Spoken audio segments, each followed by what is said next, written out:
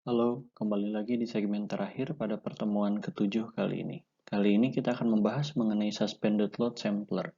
Setelah sebelumnya kita membahas mengenai Sedimen Material Sampler, kemudian Bed Load Sampler, kali ini kita akan membahas Suspended Load Sampler di segmen terakhir dari pertemuan kali ini.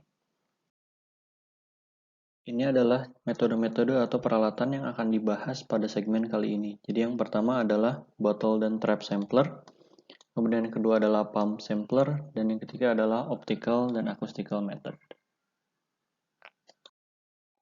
Yang pertama adalah bottle dan juga trap sampler. Jadi metode ini adalah metode yang mungkin paling sederhana karena dia prosesnya hanya seperti mengambil air atau mengambil sampel air pada suatu botol kemudian diisi penuh, kemudian sampel air tersebut diuapkan dan dikeringkan hingga akhirnya kita hanya mendapat sedimen di sana.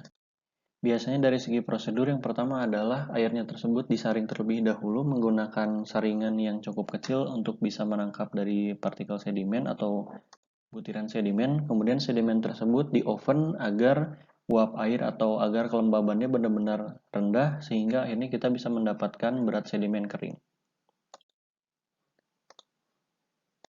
Ini adalah salah satu contoh paling sederhananya. Jadi kita menurunkan botolnya dengan orientasinya horizontal seperti ini. Kemudian ini biasanya berarti arusnya seperti ini. Jadi kita menangkap air yang datang misalkan dari arah kanan ke kiri menggunakan botol ini. Kemudian botol tersebut sudah dibuka. Dengan catatan kita memiliki juga kecepatan arus dari arus ini gitu. Jadi nanti ketika misalkan kita membutuhkan transportnya seperti apa, kita sudah memiliki konsentrasinya yang ada di sini. Kemudian kita bisa tinggal mengalihkan dengan kecepatan yang ada di sini.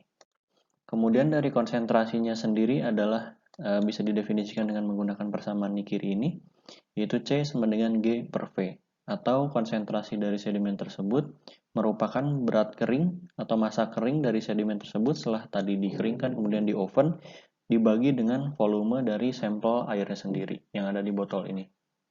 Misalkan 200 ml, 500 atau mungkin 1 liter. Kemudian yang kedua adalah trap sampler. Jika tadi di botol sampler kita menurunkan secara manual, kemudian tutupnya dibuka terlebih dahulu ketika kita akan menurunkannya, tapi kalau trap sampler ini jauh lebih otomatis atau jauh lebih mutakhir dari segi teknologi.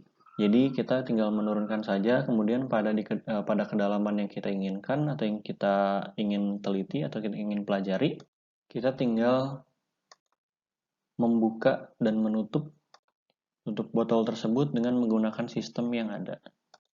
Metode ini memungkinkan tidak adanya kontaminasi dari kedalaman-kedalaman yang tidak ingin kita pelajari. Misalkan untuk yang botol sampler, jika kita ingin mempelajari di kedalaman misalkan kedalaman 3 meter, maka kedalaman 1 dan 2 otomatis bisa saja sedimennya masuk.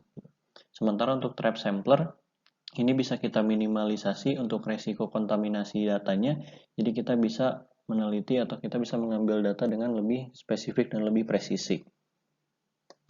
Selanjutnya adalah pump sampler. Sebenarnya untuk pump sampler ini metodenya atau dari segi konsep utamanya mirip dengan yang tadi sudah dibahas. Hanya saja pada pump sampler ini kita menggunakan pump atau menggunakan pompa untuk menarik dari sampel air itu sendiri. Kemudian ya, seperti ini skemanya kita lihat di kanan. Air masuk dari sini, kemudian dia akan melaju menuju sini karena ditarik oleh pompa ini. Kemudian discharge meter atau kita bisa menghitung debitnya di sini. Kemudian sampel airnya masuk ke sini dan kemudian difilter untuk mendapatkan material sedimennya seperti apa dan airnya kemudian dibuang kembali ke sini. Kemudian sedimen yang sudah didapatkan di sini diambil dan kemudian masuk ke laboratorium untuk dikeringkan kembali dan untuk dihitung beratnya dan kemudian dianalisis ukurannya. Kemudian cara untuk menentukan konsentrasinya sama dengan seperti persamaan yang sudah dibahas sebelumnya tadi. Kemudian untuk skema yang kedua ini seperti kita lihat di kanan ini sebenarnya sama lagi seperti yang pertama tadi, hanya saja metodenya tidak difilter, jadi sedimennya tidak terfilter, jadi lebih mirip ke botol atau trap sampler. Jadi kita memiliki atau kita akan mendapatkan botol yang berisi cair. Kelebihan metode ini dibandingkan dengan metode sebelumnya adalah metode ini lebih kontinu sehingga memungkinkan untuk long sampling period dan secara statistik akan lebih akurat dan kemudian akan lebih reliable. Sementara yang ketiga ini lebih mutakhir lagi. Jadi setelah sebelumnya pada dua metode atau pada dua skema pump sampler sebelumnya, kita akan mendapatkan satu sampel yang bercampur antara pasir dan juga material lainnya. Sementara pada metode ini kita sudah dapat membagi antara misalkan botol satu itu pasir, kemudian botol kedua itu lanau. Jadi sudah diseparasi antar jenis sedimennya seperti apa. Jadi dari segi output atau dari segi luaran jauh lebih efisien.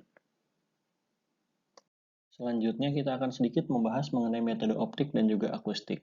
Jadi selain menggunakan metode fisik, sebenarnya seperti yang tadi sudah disampaikan, baik itu kita mengambil materialnya seperti apa, kemudian baik itu secara manual maupun tadi menggunakan pumping atau menggunakan pompa. Kali ini kita akan membahas mengenai metode yang jauh lebih mutakhir sebenarnya, yaitu optik dan akustik. Jadi pada skema di kanan ini kita bisa lihat misalkan ada sumber transmisi, misalkan ini sumbernya, kemudian ini detektornya, dan ada transmisi optik atau misalkan akustik dari arah kiri ke kanan dengan lancar misalkan karena tidak ada sesuatu di tengahnya. Tapi misalkan di tengah sini tiba-tiba ada partikel sedimen, maka energi yang dipancarkan dari sumber ini menuju detektor akan terhambur atau terrefleksi. Dan kemudian hamburan tersebut kita bisa kuantifikasi atau kita bisa gunakan untuk mengestimasi apa saja yang ada di sana. Dan dalam hal ini adalah partikel sedimen. Contoh lebih jelasnya lagi mengenai metode akustik adalah ini. Mungkin kalian sudah umum dengan istilah ADCP atau Acoustic Doppler Current Profiler. Instrumen ini adalah salah satu instrumen yang sering digunakan pada sebuah survei hidroosenografi khususnya untuk mengambil data arus di kedalaman. Jadi kita bisa mendapatkan beberapa profil kedalaman, dalam hal ini adalah arus menggunakan ADCP ini.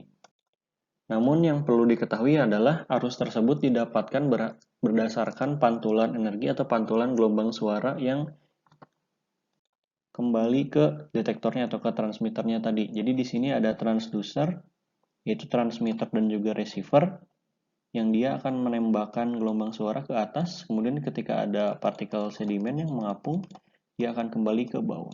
Jadi sebenarnya kita bisa mengkuantifikasi material ini berdasarkan gelombang yang kembali.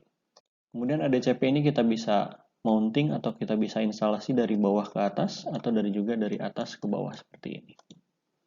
Dan kemudian kita bisa mengambil data yang didapatkan oleh ADCP ini berupa intensitas sinyal balik, dan ini akan menggambarkan seberapa besar sinyal balik yang didapatkan oleh ADCP yang ini. Dan ini adalah salah satu parameter yang kita akan gunakan untuk kuantifikasi menjadi estimasi material sedimen mengapung. Setelah mendapatkan intensitas sinyal baliknya, kita kemudian menggunakan persamaan koreksi ini yang dapat digunakan untuk mengkoreksi intensitas sinyal balik yang tadinya belum stabil menjadi lebih stabil. Seperti pada contoh ini, bisa kita lihat yang di kiri adalah data yang langsung didapatkan sebelum dikoreksi dan sementara yang kanan sudah dikoreksi. Kita bisa lihat di sini sangat fluktuatif, di yang kiri masih sangat naik turun, sangat tidak stabil, sementara setelah dikoreksi dia cenderung lebih stabil dan bisa kita lihat layeringnya sudah lebih jelas. Maksudnya adalah ini menandakan kedalaman, makin atas itu makin dangkal atau makin dekat ke permukaan, sementara makin bawah ini makin ke dasar. Bisa kita lihat bahwa semakin ke dasar, sinyal pantulnya atau sinyal baliknya semakin besar intensitasnya. Ini menandakan bahwa material pemantulnya semakin banyak, dan ini berkaitan dengan materi yang sudah disampaikan sebelumnya bahwa pada suatu kolom air, misalkan ini kedalaman Z, kemudian ini adalah konsentrasi, maka konsentrasi sedimennya itu cenderung profilnya berbentuk seperti ini. Dan ini secara tidak langsung menggambarkan fenomena yang terjadi pada gambar ini. Kemudian intensitas sinyal balik terkoreksi tersebut digunakan dan diterapkan berdasarkan konsep kesebandingan. Jadi intinya ada teori, yaitu konsep kesebandingan antara intensitas sinyal balik dan juga konsentrasi sedimen melayang berdasarkan persamaan ini. Kemudian kita bisa menggunakan regresi linier dengan menggunakan persamaan ini yang sebelumnya kita juga sebenarnya sudah mengambil material sedimen melayang terlebih dahulu menggunakan metode-metode yang sudah disampaikan sebelumnya, baik itu water sampler maupun trap sampler.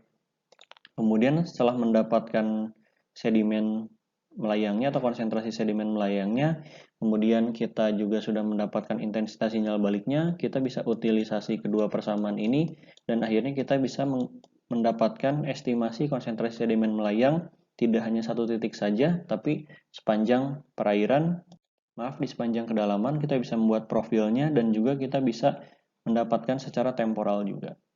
Jadi metode ini adalah salah satu cara untuk menekan effort kita untuk mengambil data yang sangat banyak. Jadi kita bisa mengambil beberapa data sedimen melayang saja, sampling pada beberapa titik referensi, kemudian digunakan untuk di satu perairan tersebut jika memang suatu perairan tersebut cenderung uniform. Sekian untuk pertemuan kali ini. Terima kasih atas perhatiannya. Wassalamualaikum warahmatullahi wabarakatuh.